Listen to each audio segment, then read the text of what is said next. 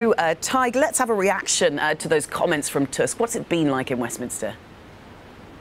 Well, it's certainly given Brexiteers something else to be angry about. A lot of the focus not just on what he had to say, but his demeanour afterwards, in which he appeared to be laughing.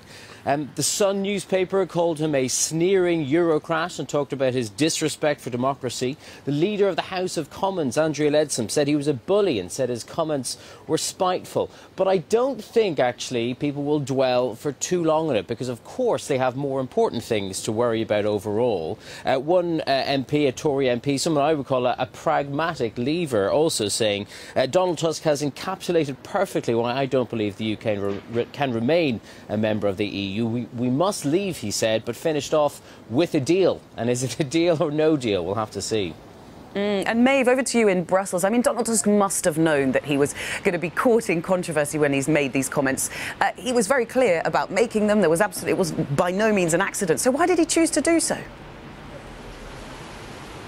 Absolutely, and what's interesting is normally heads of the European Council are so careful when they speak in public. They're so diplomatically correct. You might remember the former head of the European Council, Herman Van Rompuy, who Nigel Farage once compared to a low-paid bank clerk. But yesterday we saw Donald Tusk, who very clearly was saying that Brexit means Brexit, and this divorce is getting very messy. He regrets that the UK is leaving, but it's time to move on, because you remember a couple of years ago a lot of time was spent in that building behind me in the European Council working on a better EU membership for the United Kingdom back in the days of David Cameron. That of course didn't work out, so we saw Donald Tusk being very clear yesterday, and he's not alone. Many people told me he just said in public what many people are thinking here privately. He had a lot of MEPs rallying behind him, a lot of British MEPs from different political parties, many tweeting Tusk is right.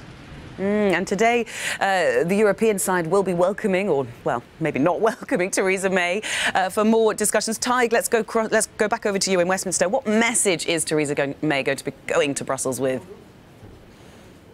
Yeah, the message is that Britain needs a guarantee that the backstop will not be legally, will not trap the UK, and that guarantee has to be legally binding. It is the same demand, of course, though, that Downing Street, London, was making during the final weeks of negotiating the withdrawal agreement, and they didn't get it then.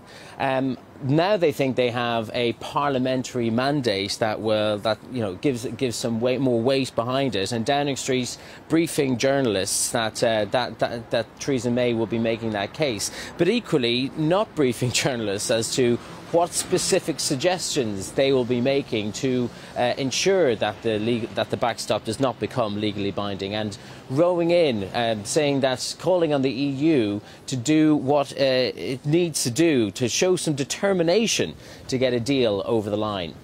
So the UK obviously calling on the EU, but on the EU side of things, Maeve, we've heard that refrain over and over again. Brussels wants to know clearly what the UK wants. It says that it hasn't had those guidelines yet. If Theresa May is able to come with a clear set of proposals, do you think Brussels might be willing to reopen the withdrawal agreement as she'd like? Well, that's the question, Belle. If she comes with a clear set of proposals that she can guarantee will get the backing of the House of Commons, maybe officials here in Brussels will entertain that. But the word on the street here has been constantly that the withdrawal agreement will not be reopened. The political declaration, that aspirational text, perhaps will be. But to quote Leo Varadkar, that's the Irish Prime Minister, he said yesterday he wants to see and hear from those who created Brexit to come up with creative solutions. He said he's been creative enough up till now, and he also was quite provocative when he called on the UK to perhaps extend Article 50 or revoke Article 50, something that many here in Brussels have said that the EU would accommodate swiftly, but of course only for a certain amount of period, because European elections are coming up in May. And meanwhile, over on the UK side of things, Tig, there's been movement from the UK opposition. Just tell us about that. Yeah, that's right. The Labour leader Jeremy Corbyn has written a letter to Theresa May saying what he would need to get Labour to fold in behind her withdrawal agreement.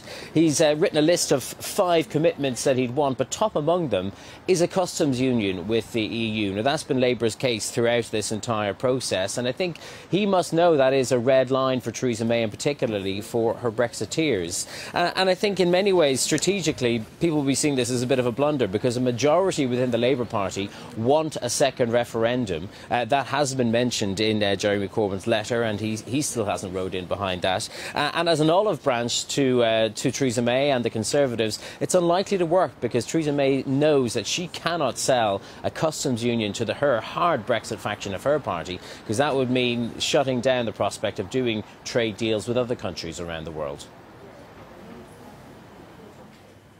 Like here in Brussels, secretly many would hope for a second referendum. And we heard actually Donald Tusk yesterday in his speech, he referred to Jeremy Corbyn, the opposition leader, and said that he was also in favour of Brexit, just like Theresa May. And that's why we saw all hopes dash from the face of Donald Tusk yesterday. And that's why he was so blunt mentioning that in his eyes Brexit would be happening. And that's why plans are underway here very much for a no-deal scenario.